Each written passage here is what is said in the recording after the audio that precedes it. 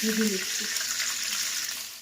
বলো, ছোলাটা মোটামুটি ভাজা হয়ে গেছে, এবার আমি ছোলাটাকে তুলে নিই। জিরে ফোড়ন দিলাম, ফোড়ন দিলাম, লঙ্কাও দিয়ে দিলাম, এবারে কচুর শাকটা ছেড়ে দিলাম।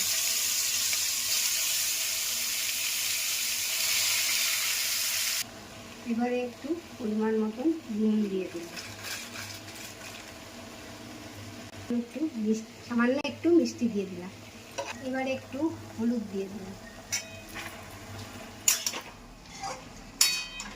একটু দেবো একটু জিরের গুঁড়ো দেবো।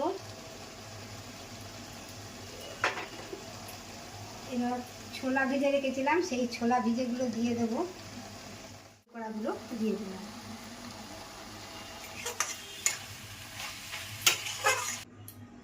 সুনিতা, আমার কচুর শাক রান্না কমপ্লিট, তুমি একটু খেয়ে দেখো কাকিমা কিরম কচুর শাক রান্না করবে। অসাধারণ হয়েছে। ঘি এবং তেল কমে এত সুন্দর স্বাদ বলে বোঝাতে পারবো না।